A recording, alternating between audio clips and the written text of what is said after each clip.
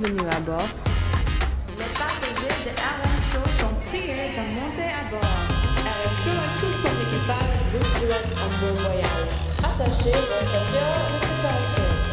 Bon voyage, monsieur. Bon voyage, madame. Bienvenue à bord. Avion Wanekiki RM Show. Tolanda Kayango. RM Show Tikanayo. Bienvenue à bord. La Guinée automatisé, RM Show Wati. Agande, Adumani. Pangina Beto RM Show. Roger Muntu la icône, hein? Nani Kamiano Roger Muntu. RM Show Mani Democrate. Konadai. Bienvenue à bord. Tagonomino Demu.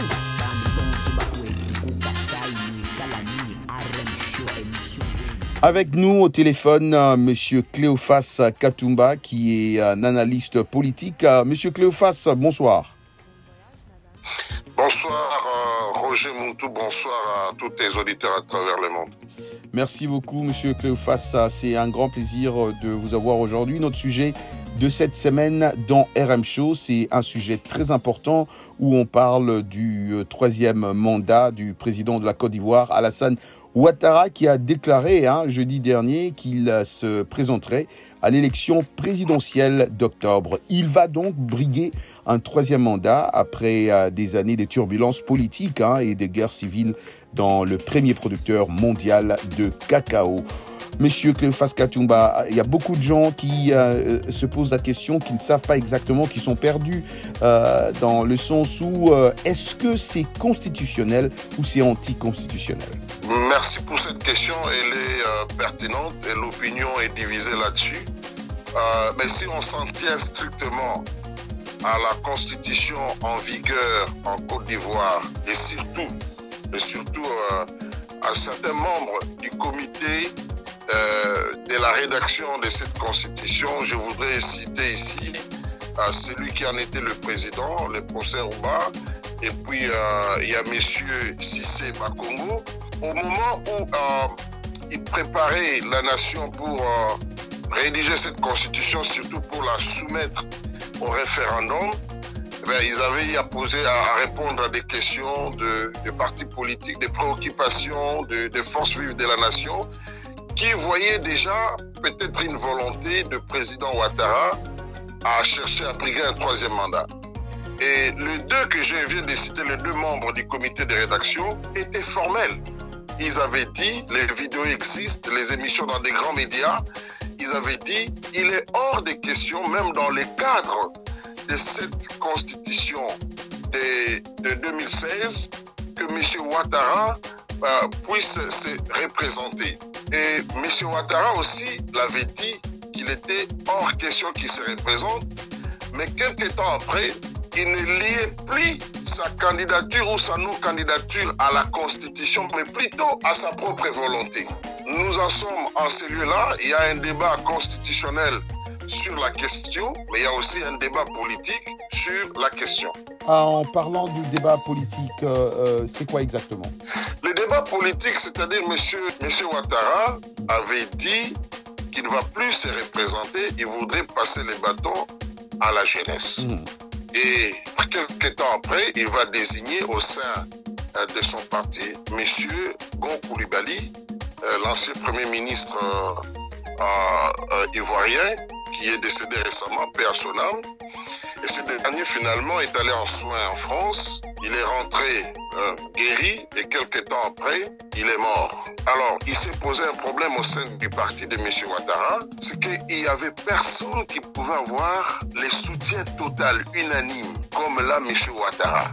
En fait, en se présentant, ses représentants, il le fait par souci de préserver son parti, le RHDP, mais cela s'est fait au dépens de son engagement qu'il avait pris devant la nation, qui ne va plus se représenter, ce qui a été salué par une bonne partie de la communauté internationale, notamment le président Macron, qui est le président de la France. C'était aussi salué par les acteurs politiques ivoiriens. Et il le fait aussi au dépens de la Constitution. Mais il évoque la stabilité. Il dit que non, voilà, pour des raisons de paix et de stabilité, il est obligé de se représenter. Mais en réalité, quand on analyse à fond, c'est d'abord la stabilité de son parti dont il parle. Quelque part, il peut avoir raison, peut-être c'est aussi lié à la stabilité du pays, mais principalement, c'est pour la stabilité de son parti. Alors, on trouve ça, beaucoup de gens trouvent ça, que c'est une attitude très partisane et égoïste, qui puisse faire dépendre l'essor de toute une nation par rapport au sort de son parti. Alors, au moins, 3 autres, hein, M. Cléophas Katumba, figures politiques aussi, ont déjà déposé aussi leur candidature. Hein. L'ancien président Henri Konan Bédié du PDCI, Pascal Afi Nguessa du FPI et Albert Mabry Touakes des UDPCI. Qu'en est-il de ces 3-là? Est-ce qu'ils ont dit quelque chose? Est-ce qu'ils sont en train de réagir à ce 3e mandat du président Alassane Ouattara? Disons, le plus en vue de tous ces candidats, en tout cas, c'est M. Henri Konan Bédié, qui fut président de la Côte d'Ivoire, qui fut président de l'Assemblée nationale, Premier ministre. Lui, il était formel dans sa communication. Il avait dit que M. Ouattara, au terme de la constitution actuelle, il ne peut pas se représenter en tant que président de la République, c'est anticonstitutionnel. Et puis, les 2 autres que vous avez cités, il y a un qui est aussi formel, M.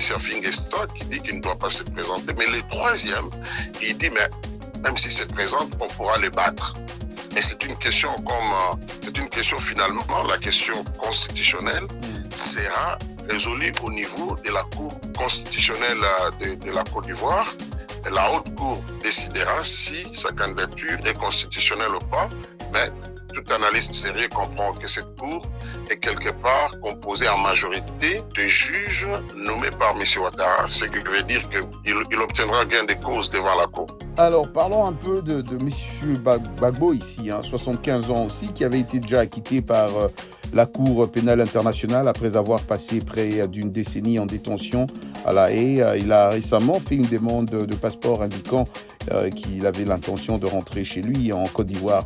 On a vu récemment sur les vidéos, sur la toile, sur Internet, Madame Gbagbo. On a vu aussi, la semaine dernière, des partisans de l'ancien président Laurent Gbagbo qui ont manifesté à Abidjan.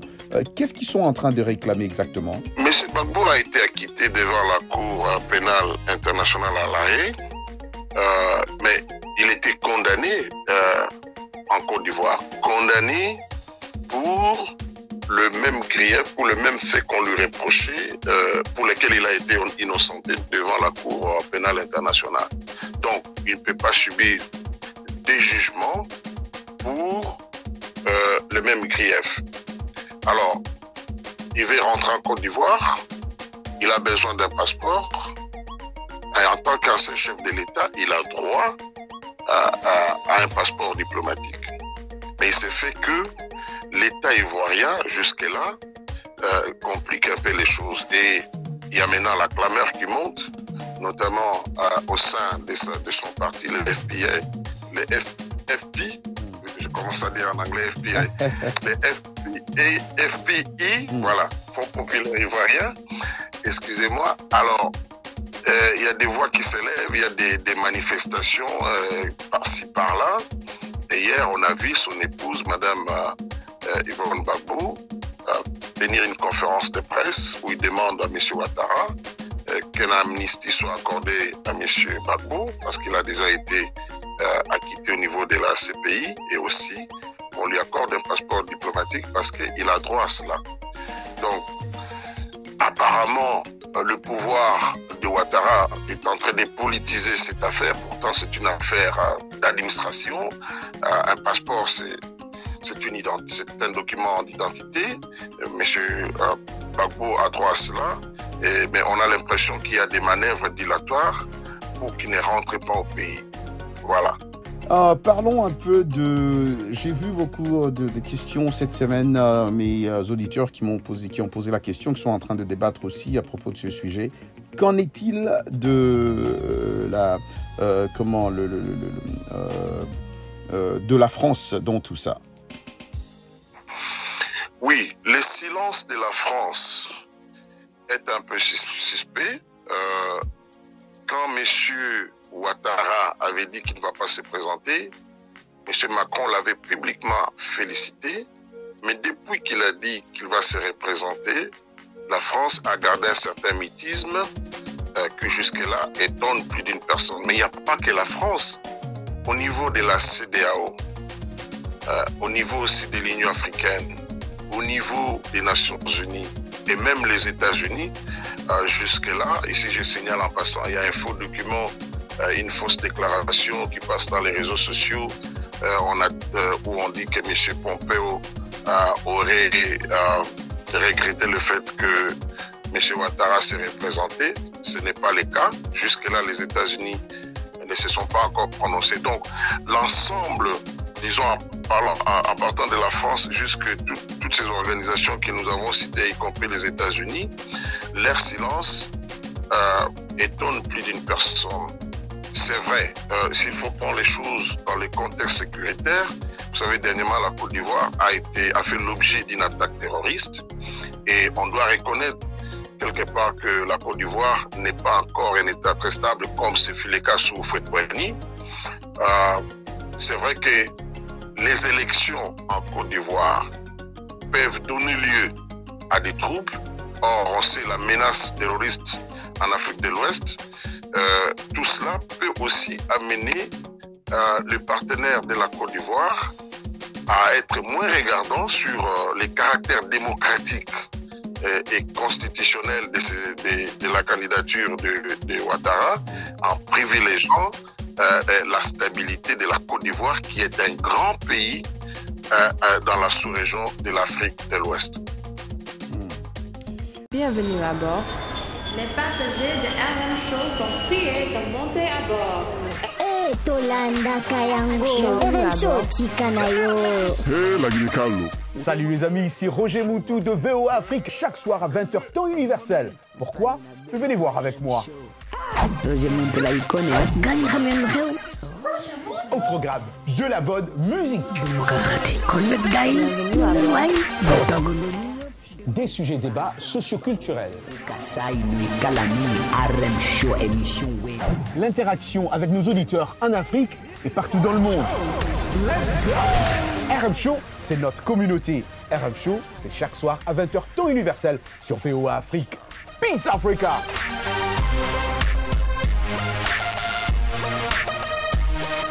Alors, parlons aussi un peu ici de Guillaume Soro qui a fait son apparition aussi sur les réseaux sociaux. On a vu la vidéo. Il a parlé de sa candidature à la présidence de la Côte d'Ivoire. Qu'en pensez-vous? Bon, Soro a gardé cette posture. Nous savons tous qu'il avait été condamné. On l'avait accusé de tenter de déstabiliser l'État ivoirien. Il est en exil, mais il n'a jamais renoncé à sa candidature. Il était le premier de tout ce que nous avons cité qui avait déclaré qu'il sera candidat. Soro fut, c'était un cas spécial. Soro fut très proche de Gbagbo, ensuite très proche de Ouattara, et aujourd'hui c'est devenu, j'allais dire, l'homme à battre par le régime Ouattara. Et je crois que c'est une façon de continuer à faire pression sur le régime de Ouattara.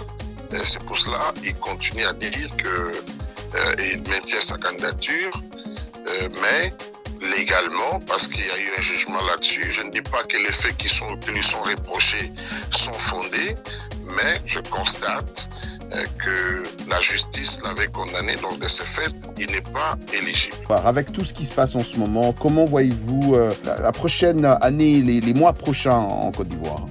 En tout cas, ça sera une période très turbulente avec d'événements imprévisibles. Je pense que la communauté internationale est dans une attitude attentiste, en train de voir s'il y aura des troubles. En ce moment-là, par rapport à la réalité sur le terrain, on connaît le refrain, on va les recommander un dialogue, chose que les opposants demandent déjà, parce que la Côte d'Ivoire était sortie de la guerre civile après les élections qui ont vu en prise Ouattara et Gbagbo. Alors, toutes les parties avaient décidé qu'il faut qu'il y ait la réconciliation. Malheureusement, le régime Ouattara n'a pas privilégié vraiment la réconciliation. Elle a envoyé Gbagbo à la CPI. Yvonne Gbagbo a fait la prison en Côte d'Ivoire, alors que tous les rebelles qui avaient soutenu Ouattara, ils n'ont jamais fait face à la justice. Donc c'est un rendez-vous manqué, bien qu'il y a il faut reconnaître qu'il y a des performances économiques indéniables, mais beaucoup reste à faire même dans ces domaines-là.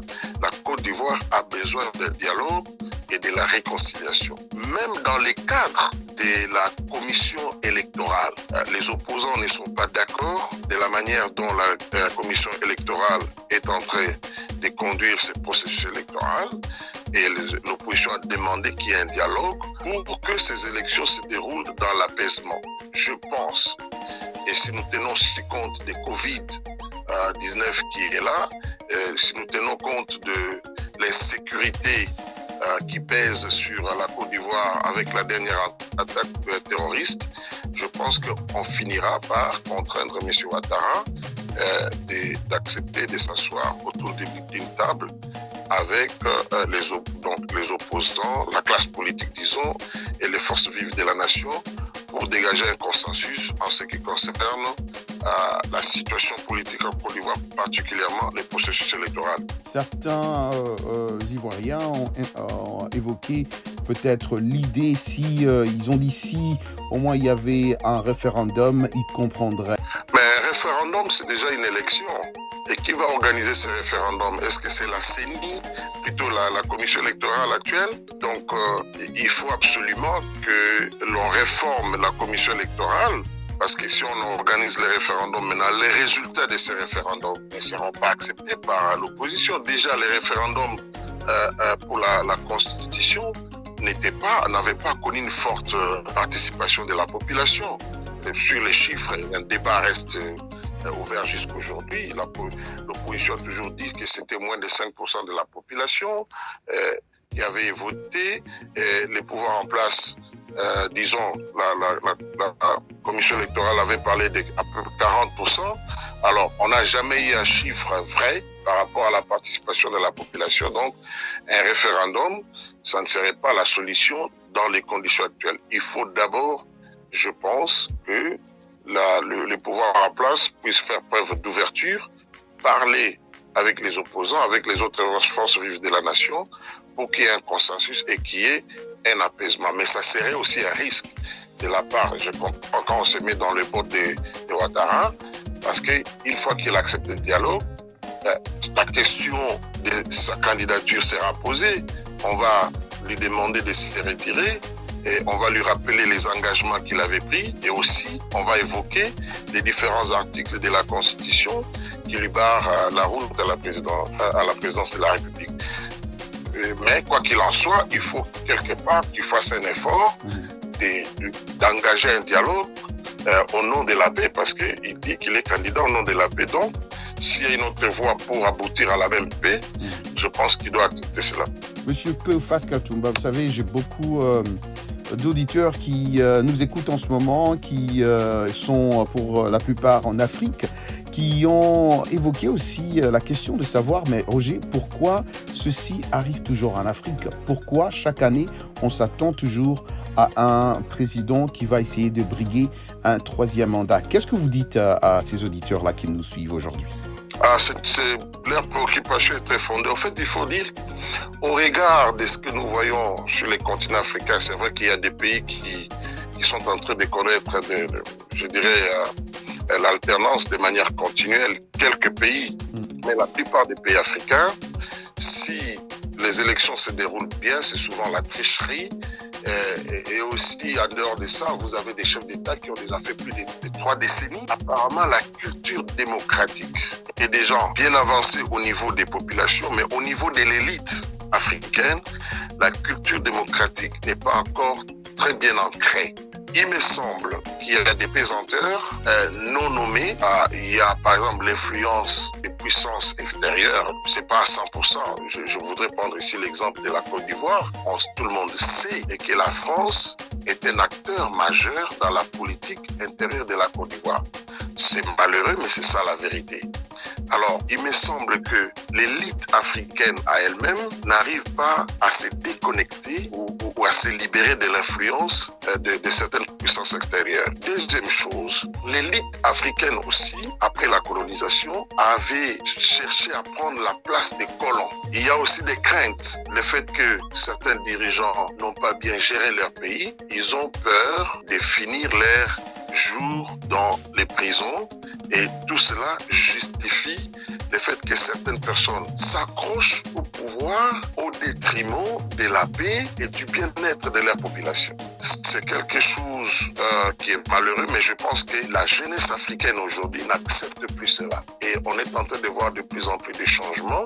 On a vu par exemple au Burkina Faso, c'est la jeunesse qui s'est élevée. Au Congo-Kinshasa, on a connu l'alternance au niveau de la présidence parce que les gens avaient beaucoup marché, revendiqué au prix de leur vie pour que Kabila finalement accepte de ne pas se présenter. Cela a été conjugué avec la pression venant de l'extérieur.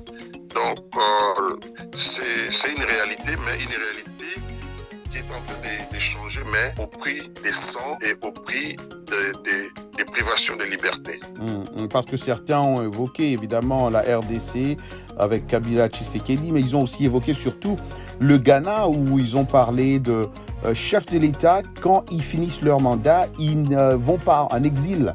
Ils restent toujours chez eux sans problème. Alors, les auditeurs ont écrit sur le mur pour poser des questions sur pourquoi dans plusieurs pays en Afrique, les ex-présidents finissent toujours en exil, soit en Europe, soit en Amérique. Et c'était aussi leur question en tout cas. Mais Monsieur Cléophas Katumba, merci encore une fois. Je rappelle que vous êtes analyste politique. Merci infiniment pour le temps que vous nous avez accordé. C'est moi qui vous remercie.